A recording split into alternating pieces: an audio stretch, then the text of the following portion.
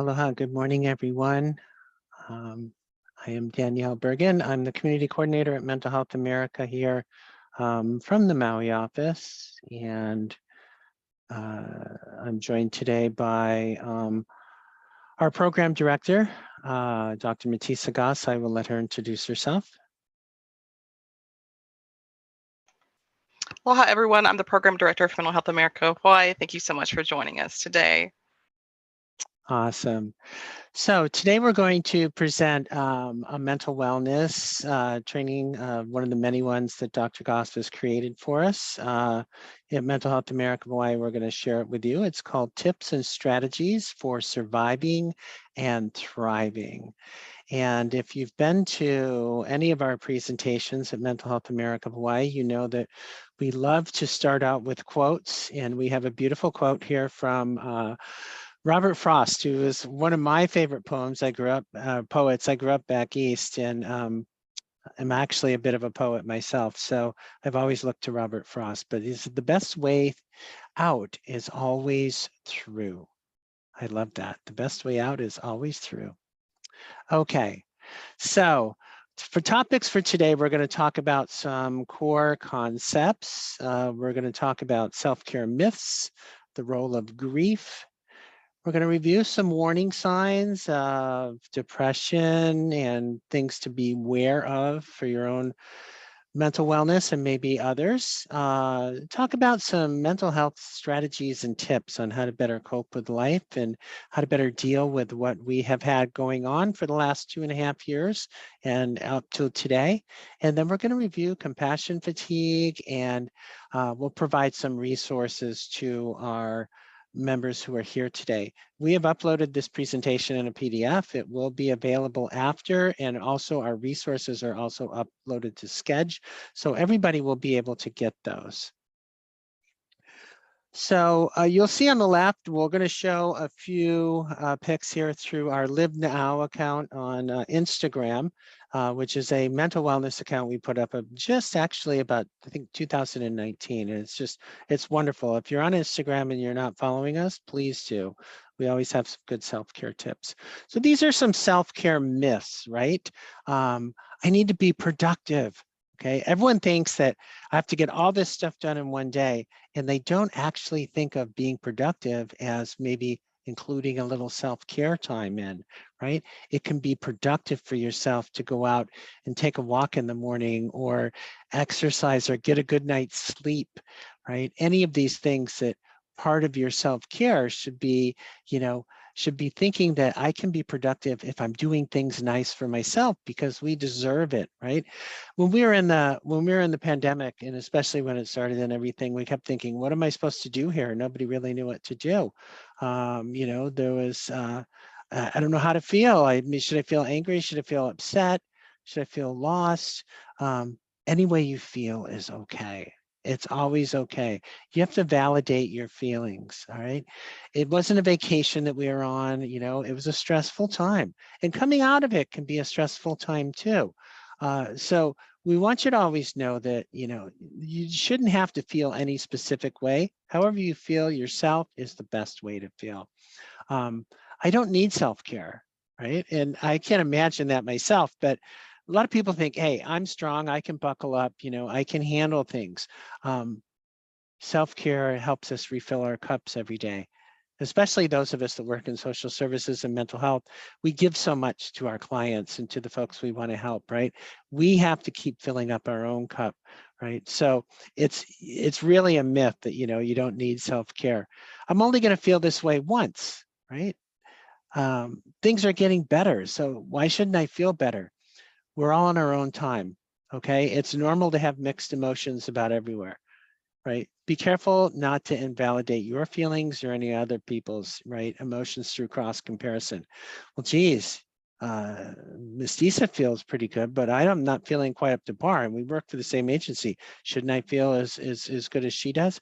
Don't do that comparison, right? It's not going to do you any good. Emotions are circular, right? You can feel lost, you can feel overwhelmed, and at different times, it's normal to feel those ways. So and so has it worse, why should I complain, right? Again, that comparison. that comparison, not to, do it with others. And then it's important to tell children what's going on. And we're going to talk a little bit more about our keiki as we move through this presentation in a little bit, and you'll find out why. So I want to talk about grief for a couple minutes. We always grieve in our own way, and it's something that is really quite individual. It really is. When we grieve, it's because we've lost something or we've lost someone. Many of us have lost a loved one already in our lifetime, but when the pandemic first hit, we lost that ability to have that connection in person with each other. We might have lost some loved ones to COVID-19. A lot of us lost a job, or a lot of us lost a home, right? Any of these things. And these are all valid reasons to grieve, right? Sometimes we grieve relationships we never really had, maybe that lost love or something of that nature. But if you have a pre-existing history of trauma, right, you may be experiencing this grief now with something as maybe a new challenge, or it might be bringing back up feelings that you had from a different time when you were grieving about something. And this may seem a little bit confusing, all right? But research shows that there's a really similarity in feelings that we have. And even though I may be grieving something, something completely different, I'm still getting up all those feelings from something I maybe have grieved for a lifetime. Like a lot of times what hits me sometimes is, and it could be out of the blue, is the grief of losing my sister when she was 40 years old. And that was 27 years ago, but still can hit me, and it could be because of something else that I might be missing or thinking about. You have to remember we all cope differently and we all grieve differently, right? Coping skills are something that can be built. We're going to go through some of these today, and self-care skills as well. And the more you can integrate them into your life, it's really important to do so, because as I said earlier, we want to keep refilling our cup so we can give out to others, and really honor the process, right? Give yourself time to heal. These are important. Don't expect anything to just, okay, I'm grieving, I've gone through this and I'm okay. We never know when grief is going to happen, right? So honor that process. There's a grief Kubler-Ross model, and I believe this was first talked about back in the late 60s by Elizabeth Kubler-Ross. And we like to use this as a loose framework, right, to begin a conversation on what grief looks like. And this could be for anyone. And I can remember the first time I looked at this, I was grieving the loss of my sister and my mother. They both died pretty close to each other. And I kept thinking it was linear, but it's not. It's not a linear fashion, right? You can feel any of these things at any time. Denial, right? That it's, okay, what's going on, this pandemic, it's not here, it's not affecting me. Denial could be as simple as, comparing yourself to an ostrich and sticking your head in the sand. If I can't see it, I don't hear it, it's not around. You might have feelings of loss or of control or helplessness, anger. You can feel a lot of times anger when something is taken from you. And that's a natural feeling to feel. Or bargaining, all right? You're maybe trying to compare yourself with how others feel. A lot of times the anger with bargaining, we have that loss of control. Try to concentrate on things that you can control. And, depression, right? Increased sadness and or grief. And if this lasts for more than a period of 2 weeks ongoing, and we'll talk about this in just a second, these are things that, some of the ways, some of the feelings, if you're still holding on to them and other things are happening, it could possibly lead you down that road. And then acceptance, radical acceptance, accepting what has happened, being into the new, whatever that is for us, right? Whatever that new is for us as we've moved out of the pandemic, how our lives are, how we're moving now, accepting what's happening right now, whatever is, it is. And we'll talk a little bit more about this as well. So I was just talking about depression, and these are possible warning signs for depression. Mood dysregulation for 2 weeks or longer. Have you been feeling sad? Have been feeling down for an extended period of time? Anhedonia, simply is not enjoying something that you used to enjoy very much. So maybe you're a person who really loved to exercise or really loved to eat, and now those things don't give you pleasure anymore, right? These are little things that you might want to keep an eye on. Express suicidality, having suicidal ideation, a negative impact at work or school. You are just not feeling like you're fitting in wherever you're at. There's just something going on. Maybe you're withdrawing socially and you're isolating. You're not going out. You know, we were long time we couldn't really meet with each other, but now things are opening up. But a lot of people still might have that anxiety of getting together in a large group. And that can be a normal feeling. It's okay, right? So do things on your own time.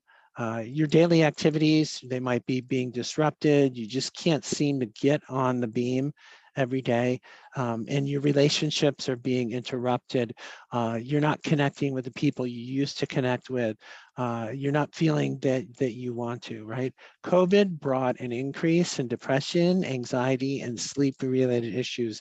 These were reports that we had seen ongoing from the CDC, and you know, sometimes I think from 2019 to end of 2020, rates of depression and anxiety almost doubled, right?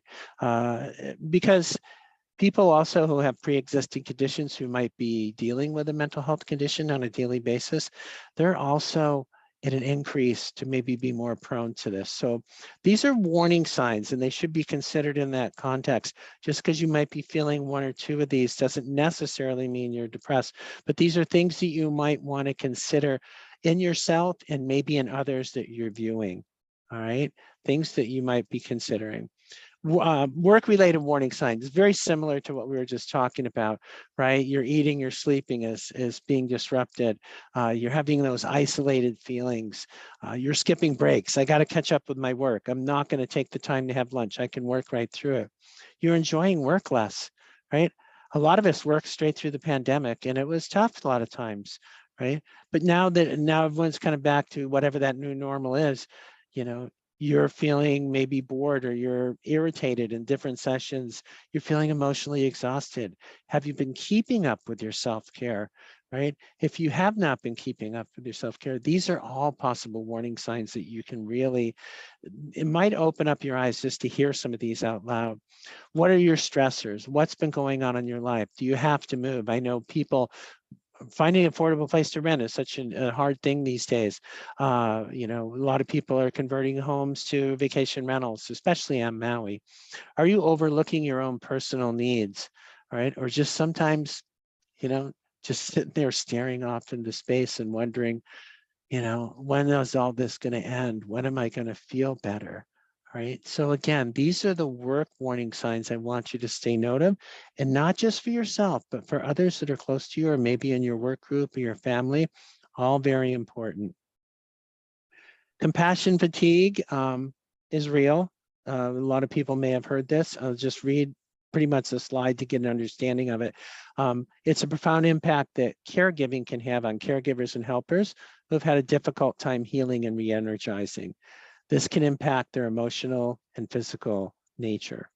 And what it looks like is high absenteeism, constant changes in coworker relationships, difficulty in teamwork, desire of staff to break company rules, aggressive behaviors, lack of flexibility and resistance, you know, inability of staff to trust the change in the movement, or lack of vision for the future.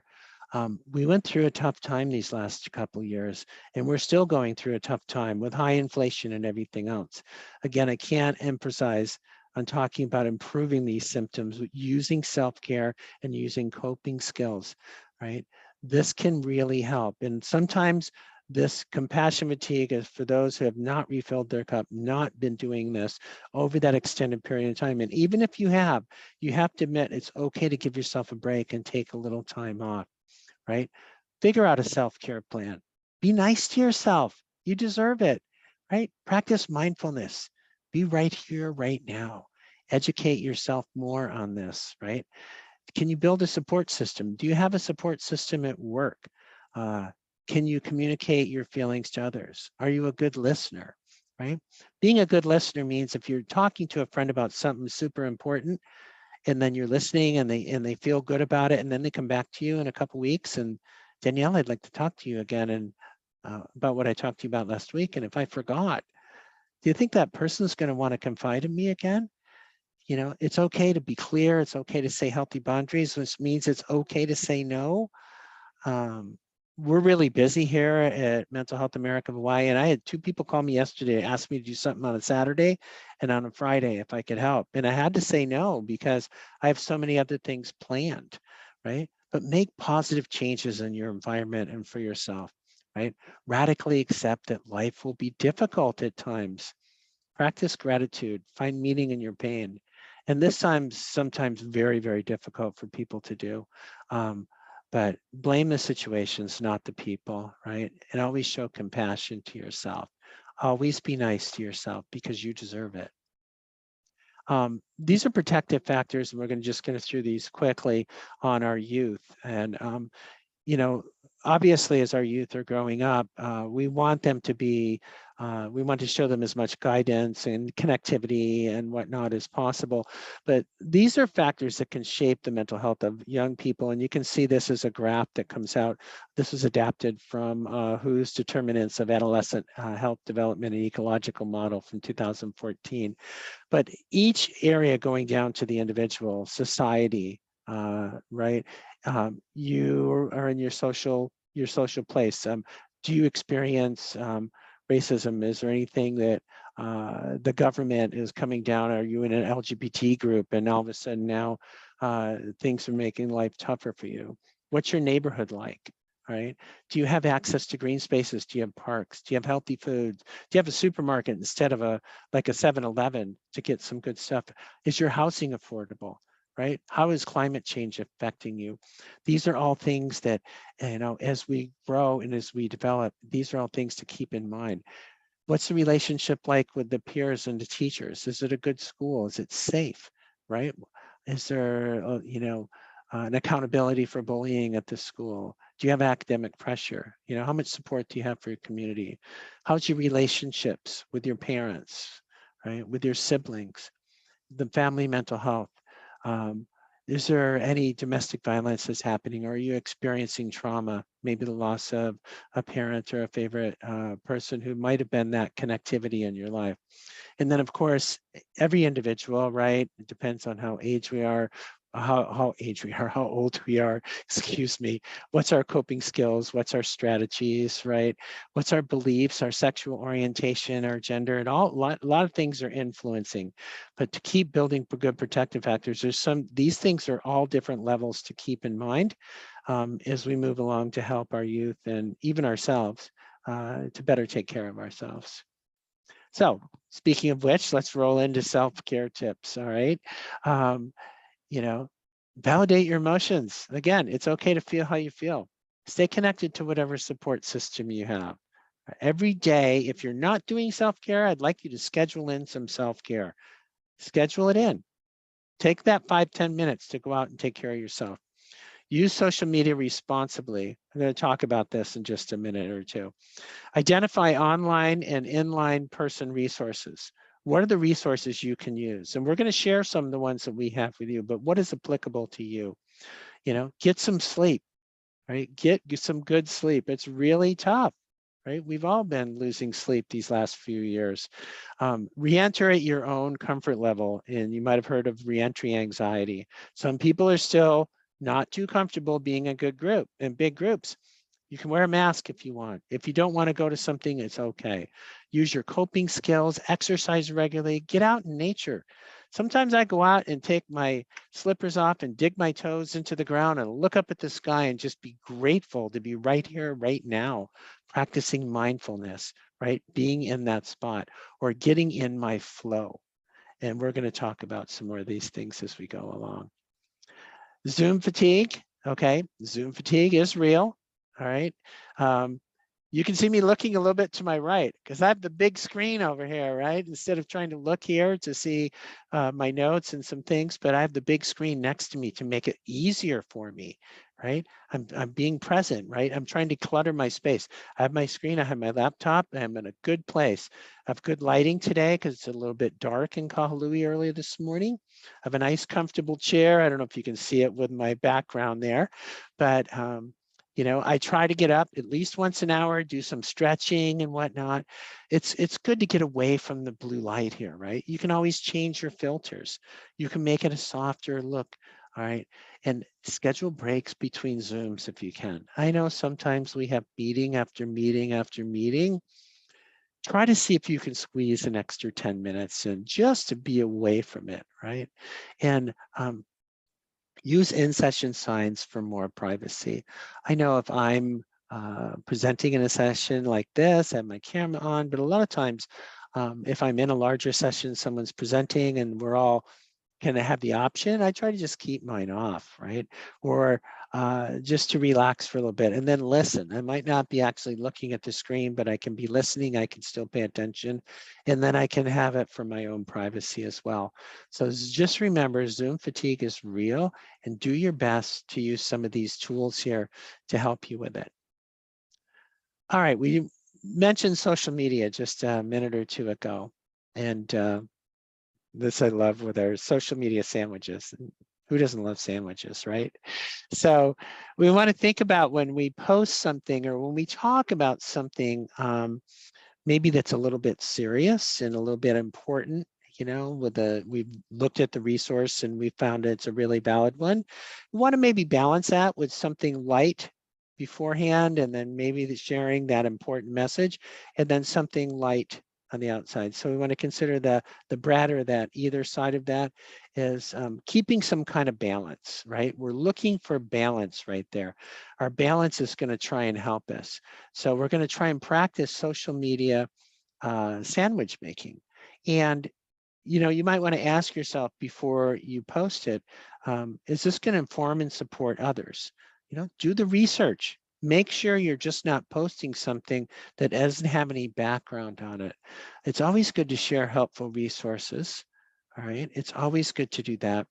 And try to limit your time online. I'm virtually on a computer and online 8 hours a day at work. I do really try to limit my time on my other apps and Facebook and Instagram and my email, other things, just to not get so engaged or not to follow like, I mean, I really wanted to know what was going on with this hurricane, but sometimes, because I have friends in Florida, but if you keep watching and getting every update, you're just going to raise your own level of anxiety, right? So just check in a little bit when you can. And know how to report safety concerns on every platform you use.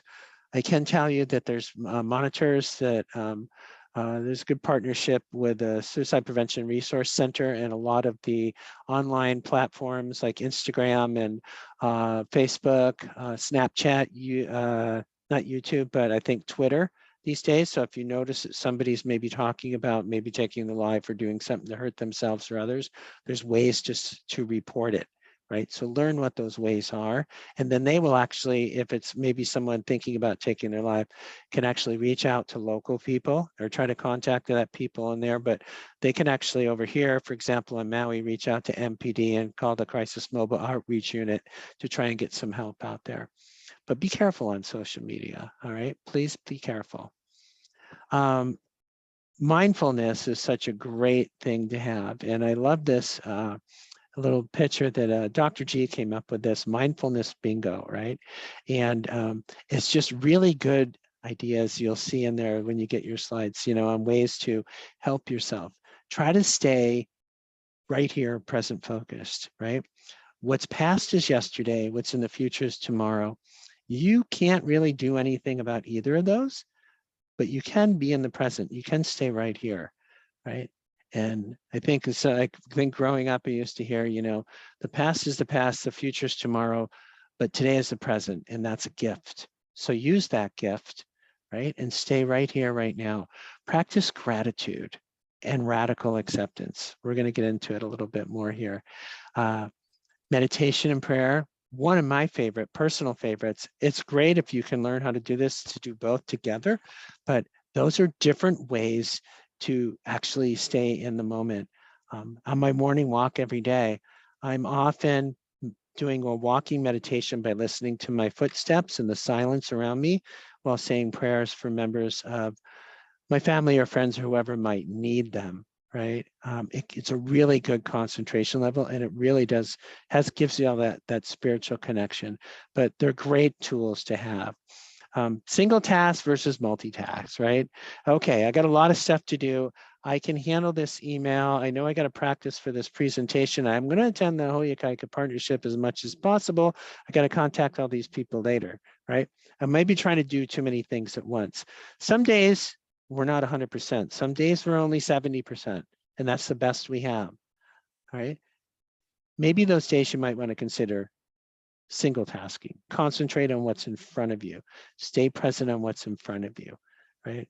I think I'm a great multitasker, but in all reality, I'm much better when I concentrate on one thing, and you might find that as well for you. Be accessible, be responsive, be engaged, right? Be a good friend, be a good coworker, whatever that is, and try to be a good listener. To be a good listener requires a little bit of practice and an ability to remember for someone. But I'll tell you what, people will so appreciate it. And use your mindfulness bingo card to just do some nice things for yourself during the day.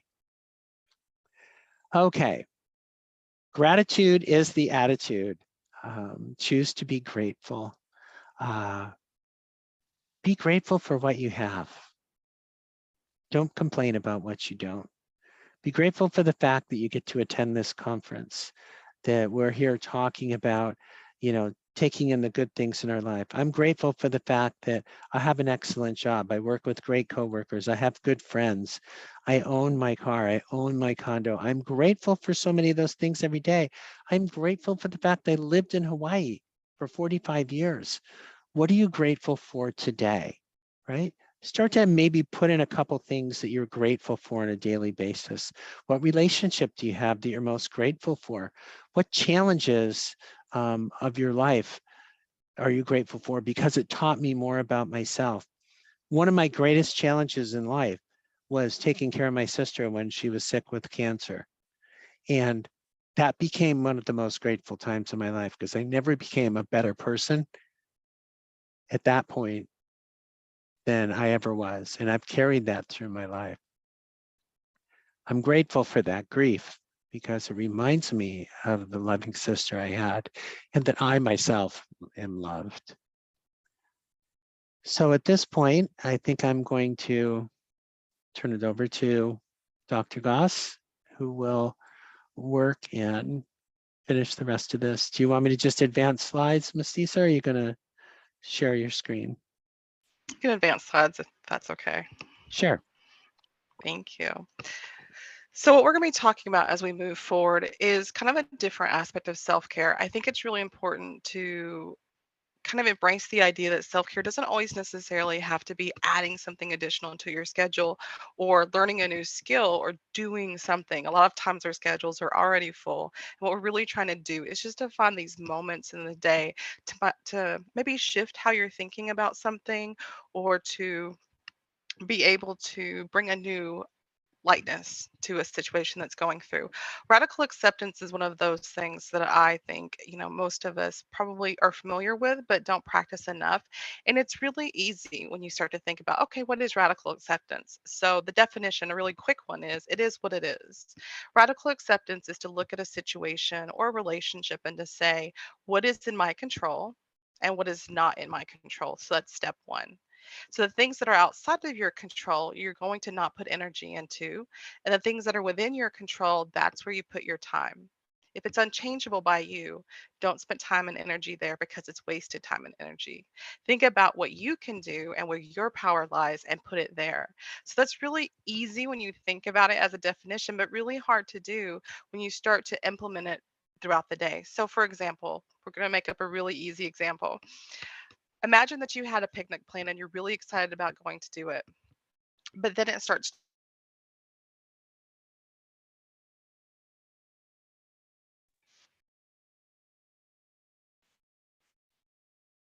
think you lost me for a second. Did we Can lose everyone hear Dr. me? G? Oh, there you are. Okay, we got you back.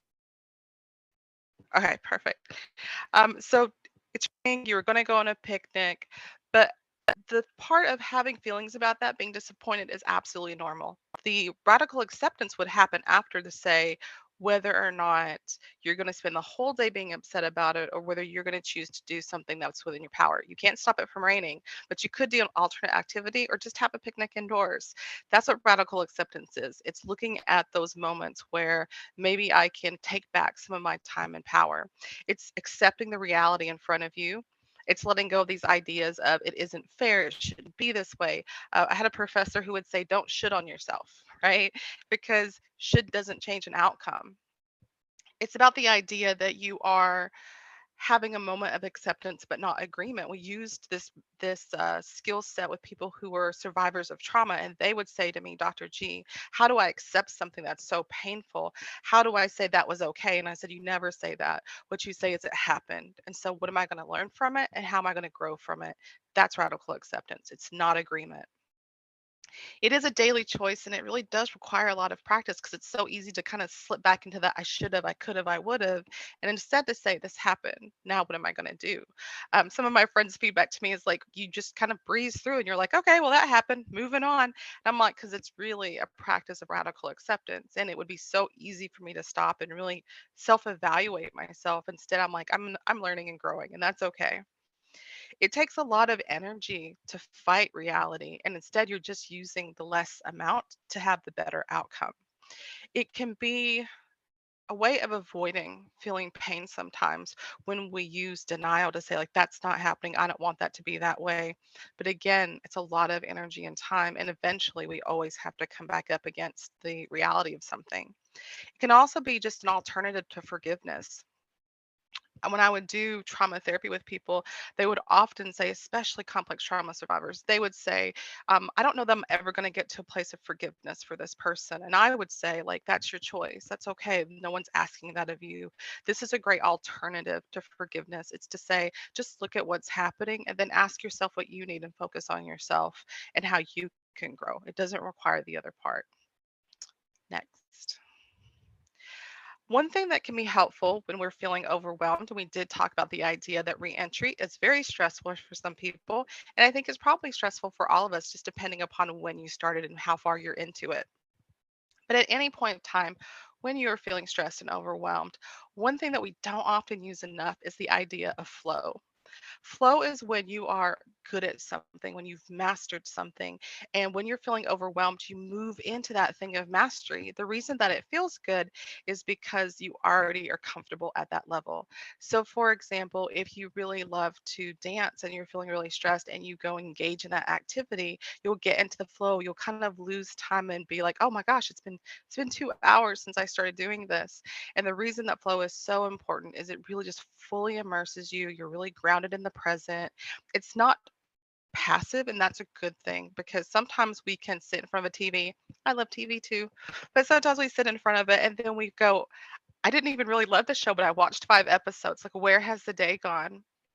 And that's very passive versus you're engaged in doing something, you're creating art, you're talking to someone that you love, you're doing something that's very engaging to you and it helps allow you to kind of sit in the moment. But it also makes you feel really confident and have good self-worth when the thing that you're doing is something that you're really good at. It makes you feel joy and creative. One of my pet peeves that I think is when I hear people say, like, I'm not very creative. And I would challenge you to say we're all creative. It's just how you choose to do the outlet. Um, the picture on the right is actually a arrangement that I did. I actually took Sugetsu Ikebana. It's a Japanese flower arrangement um, class, and I was really overly confident. I went into taking the class, was like, I'm gonna be so good at this.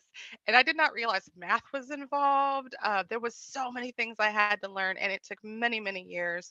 But as I went through the process, what I realized is if I was trying to get a very specific outcome, like I want the perfect arrangement, then I wouldn't take the risks. I wouldn't try things that could fail, that could look really hideous. I just wouldn't put myself out there because I had an idea of what the outcome should be.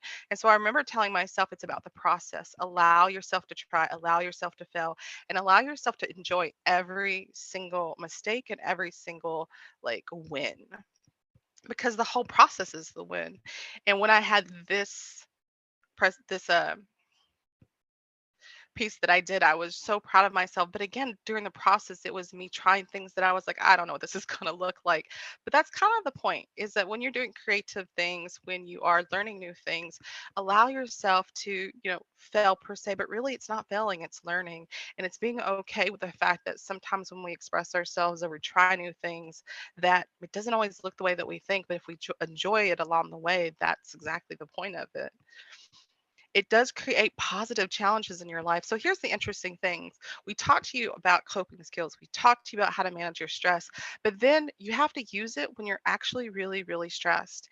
And that feels very overwhelming as well. So why not find a place where you want to learn and grow, that you have a little bit more control of, and then you can set yourself up for these controlled challenges by feeling a little bit of stress, like I'm going to try this new skill, I'm going to try this new thing, but you get to control when that happens and how much it happens, and then practice that skill during it. It's a really nice way to practice.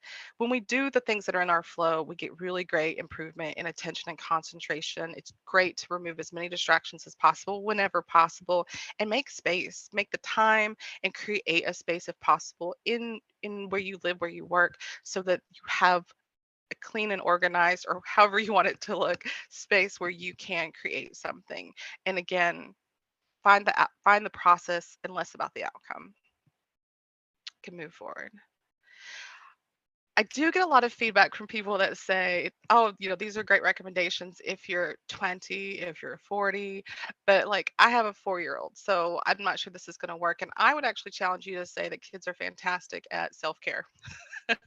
They're actually like, I'm going to go do this. I'm tired. I want a snack. They're really good at identifying how their body feels and what they need. And we could learn a lot from them, but also to know that any of the skills that we teach you are adaptable. The vast majority of them are adaptable down to ages as young as 2. I have used these with kids as young as 2 in my practice and personal life. We just make sure that it's developmentally appropriate. We make sure that we explain it and we practice it and we model it for them. We want to make sure that we normalize the idea that sometimes we have a hard day and we don't always need a reason for it. I think that's where we sometimes make the mistake of saying, like, what happened? Why are you feeling that way? Those are great things to do because it starts developing emotional language. But sometimes you just wake up and you feel like that and you're not really sure why, and that's okay too. So we're trying to empower them to express how they feel, empower them to be able to do things like help around the house and do self-care for themselves. We want them to have schedules, and people say, "Oh, my 3-year-old's not going to follow a schedule." But I'm like, if you had 3 icons that were literally brush your teeth, eat a snack, and a bed, like you just had those 3 pictures, that's a schedule, right? Like, what do we do when we first wake up? We brush our teeth. And then what are we going to do throughout the day? Well, we're going to have healthy vegetable snacks. And then what do we do at night? We go to bed. So you can choose what skills they're practicing and make it really simple, because schedules work best when they're simple.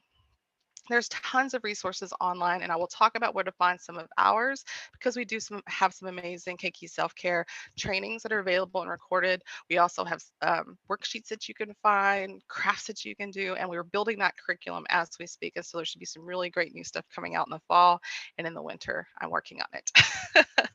And then, of course, building an emotional toolbox. If you do go to our YouTube, you're going to see a secondary version of Keiki self-care training, which is called Build a Toolbox.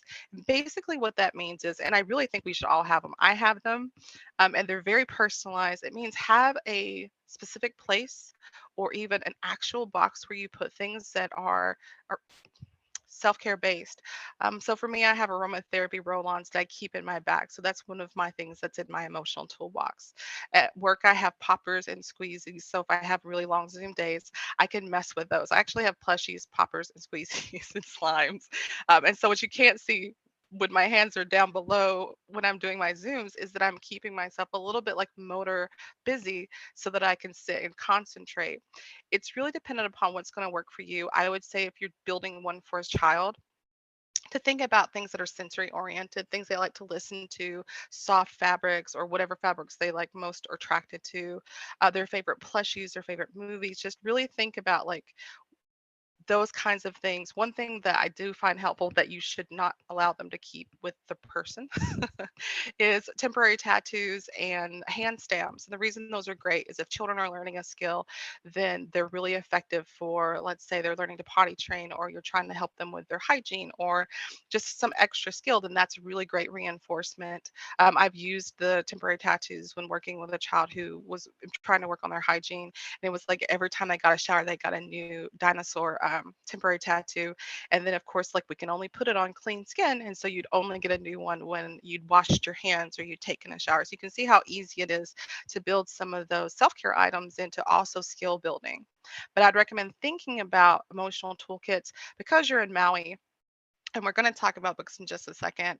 I'm going to talk about some of the resources that are available at your local library if you'll move forward, Danielle. One of the great things, I'm a huge proponent of books. I tell people I'm not a bookworm, I'm a book dragon. I read a lot. And so when the Wailuku Public Library reached out to us, I was like, yes, I would love to work with you. They are doing some amazing things. They have social emotional learning toolkits available on a lot of different topics. And so if you go in and you talk to them, ask for Jessica or Tammy, they're fantastic. And what happens is they'll give you just a list of the different topics they have. You can check out the basket, and they have the books and some of the crafts and the worksheets available. And some of those things you actually get to keep, and it's available at any time. Highly recommend checking out what they have there. But the thing about Kiki mindfulness is you can use it as young as two. I would say edge of 2 to 3 is where you can really start doing those kinds of skill buildings. For example, mindful eating. How many of us, and you don't have to raise your hand or put it in the chat, but how many of us sometimes grab food on the go, or we're eating a sandwich, but also still working and checking emails or sitting in front of the TV? When we do mindful eating, it's about being present and doing one thing at one time. And so this is a great imagination station moment for working with your kids to say, let's do mindful eating. So an example of mindful eating is that you take an orange and you give it to the child and you say, don't eat it, just smell it, feel it, squish it, really engage in all the different sensory parts of just having an orange. Now, what we're going to do is we're going to peel back the skin, again, smelling it, feeling it, and really engaging in the senses. And I'm going to want you to think about how the orange started. It started as a seed in the ground. Where is it planted? Is it in an orchard? Like, where is this seed growing? Who's taking care of the seed when it becomes a seedling, when it goes into a sapling? What's the farmer look like? Who lives in the tree when it gets bigger? When you're taking care of the oranges, what's the farmer doing? How's the farmer collecting it? They're putting it in a truck. Now they're driving it to the store, wherever it is you purchased the orange. Now we give thanks to all those different things that had to happen for us to have this orange. Now take a bite. And you can see how you're just grounding the child and having gratitude for the process of getting food in front of them and really enjoying the taste of an orange. You can do this with any type of fruit or food. We often do it with oranges and raisins, and kids are like, this is the best raisin I've ever eaten. And really, it's just because it's a mindful moment. You can practice counting breaths with them or doing synchronized breathing with them. And that's where we start to do that diaphragmatic breathing, like breathe with me. And you just have them model it with you. We have them tell us, like, let's check our bodies. How does our body feel? Do our muscles feel loose or do they feel tight? And you just have them check all the way through. Do our feet feel tingly or do they feel sweaty or do they feel happy? You can just also have them enjoy time in nature. You can do rainbow walks and have them tell you, I spy with my little eyes something that is red. And they just kind of alternate with you the different colors. And you're like, okay, now you're orange. And they're really immersed in the moment. You can do bubble breathing, which is a first step that I've used this with kids as young as two, where I say, oh, like I'm feeling really tired or really stressed or really like, oh, I don't feel good. Let's go blow some bubbles. Let's blow the biggest bubble we possibly can. If you try to blow the biggest bubble you possibly can, then what happens is you take in a really deep breath and you breathe it out really slow to try not to pop it. When that happens, it's the early steps of diaphragmatic breathing. Another easy way to kind of incorporate some of this is just to have books on mindfulness and to incorporate them into your nightly reading or throughout the day. You can also, again, check out those kits if you're thinking, that seems like a lot of work to find those books. It's okay, it's already been done. Moving forward.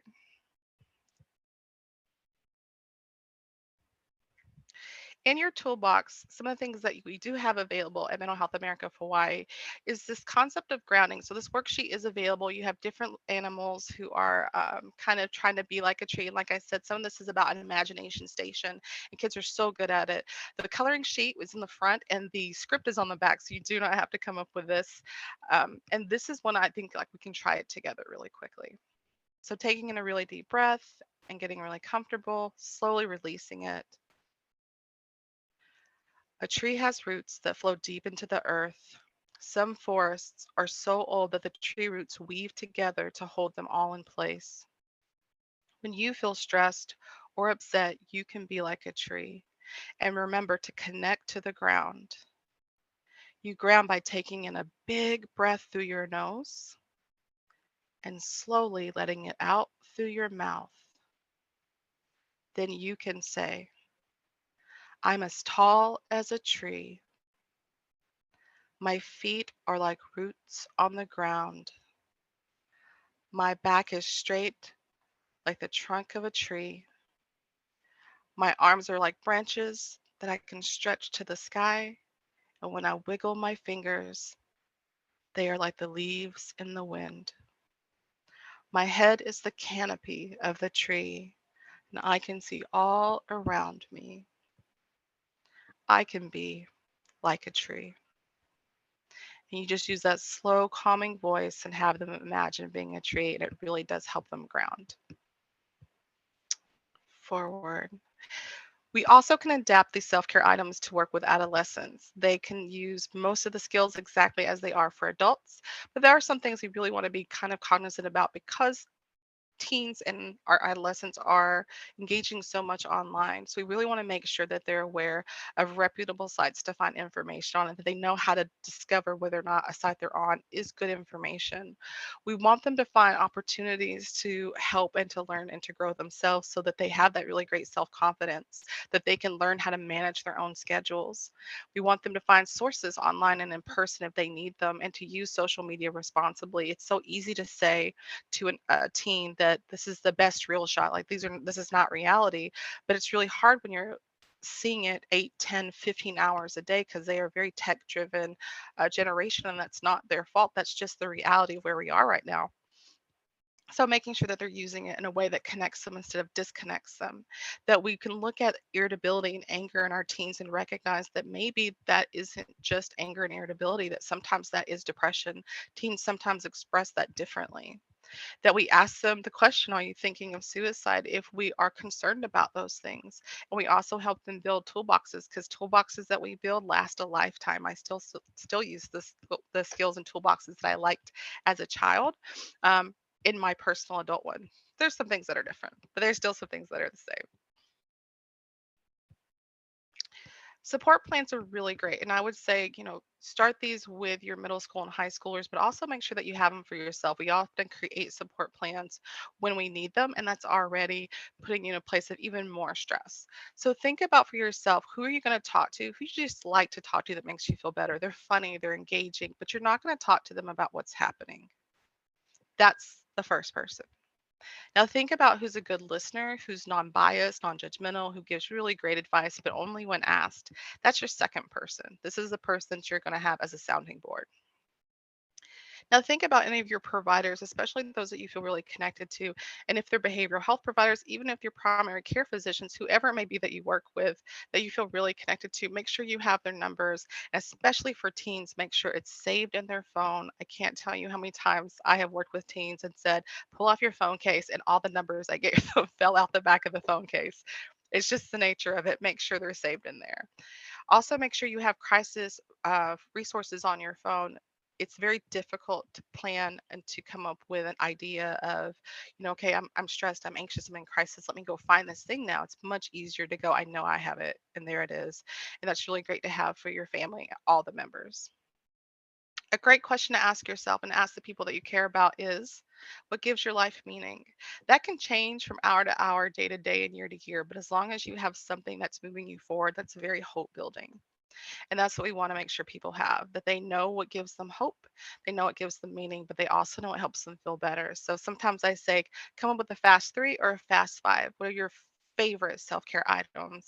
That's your fast three. What are your favorite things that you use to feel better? That's your fast five. Forward. If you're wanting to get some of the things that we were talking about earlier, especially like the grounding worksheet, where you're going to go is to our website, the mentalhealthhawaii.org.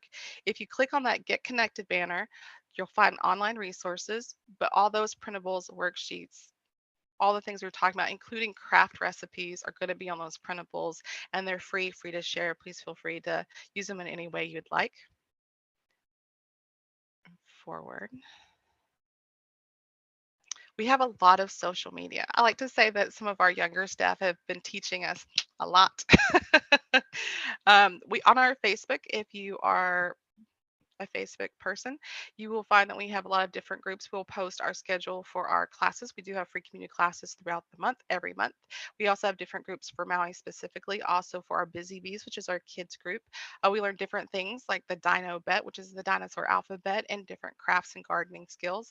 And we also have a book club if you're interested. We're about to move into thrills and chills for October. So if you're into that kind of reading, feel free to join us. Instagram is Live Now, which is self care, and our general at MHA Hawaii.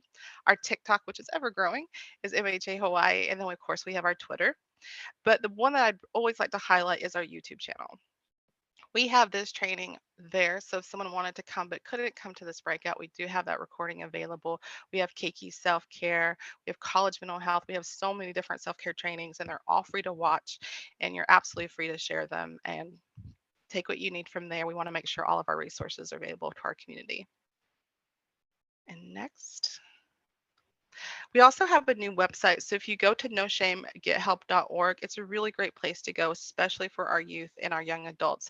If you are wanting to get more information around suicide prevention or intervention or postvention, it's a wonderful place to help you connect to all those different crisis resources. You see some of those national resources there, some of the local crisis resources there, but also there's different places that you can go to learn more about that. So I highly recommend checking that out if you're interested.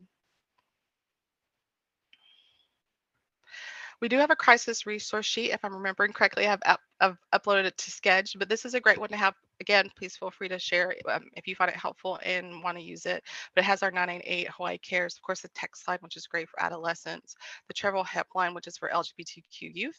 We have online screening, which is free and anonymous. And so if you're wondering about some symptom presentation, like maybe you're feeling stressed and you're wondering where you fall, that's a great place to go just to kind of get some recommendations. And then, of course, COVID Coach is a wonderful free app where you can learn about different mindfulness skills and practice them for free.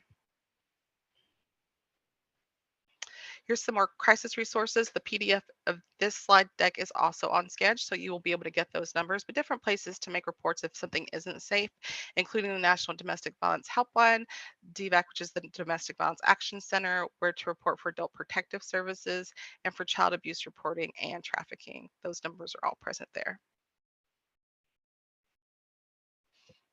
We mentioned COVID Coach being great, and the complement to that is actually CBTI. So one of the things that we found as we moved through quarantine and reentry is that people are having a lot of issues with sleep. So if that is you, I myself am working on that. um, Try to be a sleep warrior and do better. But this is a great place to track how you're sleeping. And the wonderful thing is you can say, oh, I got like 6 hours. So that's not great, but it's not terrible. But this is about quality of sleep. When did you fall asleep? When did you want to fall asleep? How many times did you wake up? Did you wake up too early? They start to ask you really in-depth questions and then map it out for you. I have it on my phone. I use it and I'm always like, oh, I thought it was better than that. And then it gives you recommendations on how to improve that, which are fantastic because rest is so paramount to having less stress. And forward. If you have any questions about a lot of the information that we talked about today, and while we'll be checking the chat in just a second, you can always reach out to us. You can call us at the 808-521-1846 for Oahu or the 242-6461 for Maui. That is our screenings, bit.ly, if you're wanting to, again, check those anonymous screeners. And then you'll see our QR code in the corner. We always love to get feedback. I'm constantly back in the creative part of my job working on different presentations. And so this is a fantastic place to give us feedback on how to update presentations, ones that you're interested in, and the things that you really liked out of this one. So know that we read those and that we're constantly creating based on the stuff that we get from people saying, like, this is what I think our community needs. So please take the time to kind of give us that feedback. And this QR code is also in the PDF. Perfect. So I'm going to go ahead and pull up the chat to see if anyone has any questions.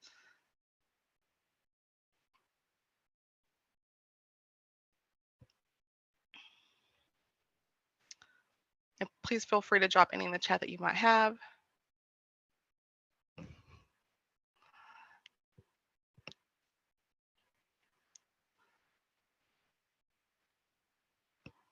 Aw. People comment on the different parts they enjoyed and was helpful. Um, yeah, thank you, Celia. Yeah, that is such an important thing to kind of grab onto is this idea that perfection doesn't exist. I know a lot of us try to like aspire to that, but I'd often tell people that I work with and myself that striving for perfection is like trying to be the best unicorn hunter you can possibly be. It's great that you're trying, but the outcome is non-existent. It doesn't exist. So we make all this effort to try to be something that is just inherently not possible, and that just makes ourselves feel like we're not making progress when really we are all the time. And I think that's important. Once we embrace the idea that it's all about growing and moving forward and being patient and having grace for ourselves, it makes all of it a little bit easier. Danielle has also dropped the Survey Monkey, so that QR code goes to that Survey Monkey. So please feel free to use that and give us feedback. I would really just like to say thank you so much for joining us today. It takes a community to kind of move forward through these difficult times, and coming in and just sparing this amount of time with us and learning some skills and sharing with us all what works for you doesn't work for you, because we're all learning and growing together is what helps us move forward and be more resilient. So I appreciate you taking the time with us.